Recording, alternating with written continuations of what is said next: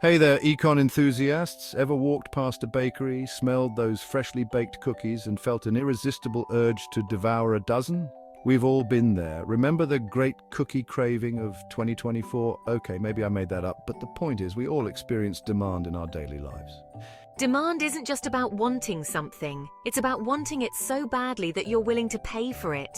And trust me, when that cookie craving hits, my wallet feels the pain. But what makes us willing to shell out our hard-earned cash for certain things? That's what we're here to explore, the fascinating world of demand. So buckle up, grab your thinking caps, and maybe a cookie or two, and let's dive into the delicious world of economics. We'll uncover the secrets behind why we crave what we crave, and how this mysterious force shapes our economic landscape. Get ready for a wild ride through the ups and downs of demand. Let's start with the basics. What exactly is demand? In simplest terms, demand is the quantity of a good or service that consumers are willing and able to buy at a given price during a specific period. Notice the emphasis on willing and able. You might desperately want a brand new electric car, but if your bank account disagrees, that desire doesn't translate into demand. But demand is a fickle beast, influenced by a whole bunch of factors. Think of it like baking a cake.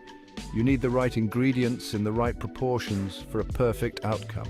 Similarly, demand depends on things like the price of the good, the price of related goods, like substitutes or complements, your income, your personal tastes and preferences, and even your expectations about the future.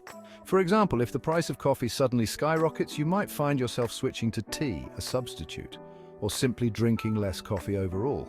On the other hand, if you get a promotion and a fat raise, you might be more inclined to indulge in those fancy artisanal coffee blends you've been eyeing. Demand is a constantly shifting landscape, always responding to the changing dynamics of the economic world around us. Now let's talk about the big kahuna of demand theory, the law of demand. This fundamental principle, eloquently laid out by the legendary economist Alfred Marshall, states that the greater the amount to be sold, the smaller must be the price at which it is offered in order that it may find purchasers. In other words, as the price of a good increases, the quantity demanded for that good decreases, and vice versa.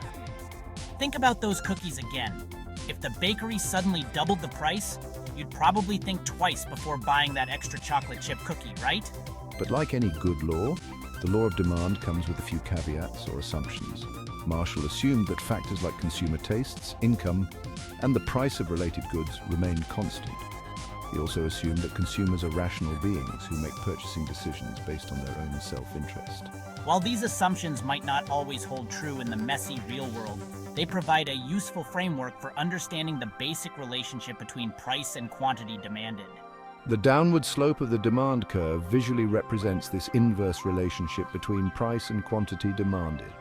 The steeper the slope, the more sensitive consumers are to changes in price. So, the next time you're pondering the price of cookies, or anything else for that matter, remember the law of demand. It's a fundamental force shaping our economic choices. Section 4, breaking the law when more expensive means more desirable. Now, you might be thinking, but wait, what about those designer handbags that cost a fortune? People seem to want them more the more expensive they get. And you'd be right. There are some intriguing exceptions to the law of demand where higher prices actually lead to higher demand. One such exception is the world of Veblen goods, named after economist Thorstein Veblen.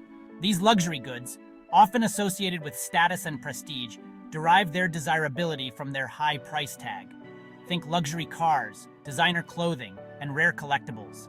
The higher the price, the more exclusive and desirable these goods become, attracting a certain segment of consumers who equate price with quality and status. Another exception occurs with Giffen goods, a rare breed of inferior goods that defy the law of demand. These goods are typically staples like rice or potatoes, consumed by low-income households. When the price of these goods increases, it can actually lead to an increase in demand.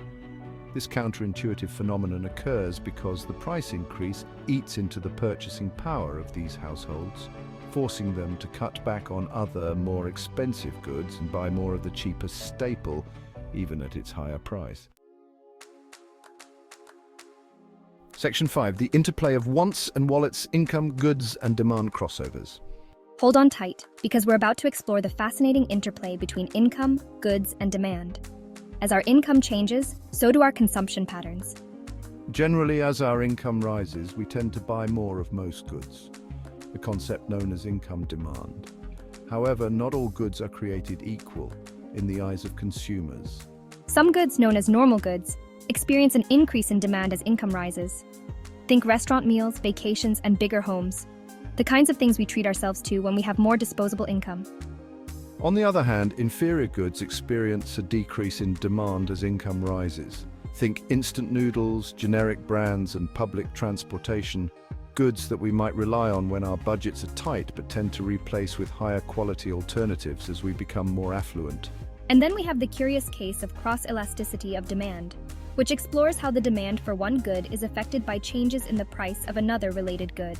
Complementary goods like peanut butter and jelly or cars and gasoline tend to be consumed together. So if the price of one good increases, the demand for both goods will likely decrease. Conversely, substitute goods like coffee and tea or Coke and Pepsi can replace each other. So if the price of one good increases, the demand for its substitute will likely increase. Understanding these intricate relationships between income, goods, and demand crossovers provides valuable insights into how consumers make decisions in a complex and ever-changing economic landscape. It's like a giant puzzle, with each piece representing a different factor influencing our consumption choices. By piecing together these concepts, we can gain a deeper understanding of the forces shaping our economic behavior.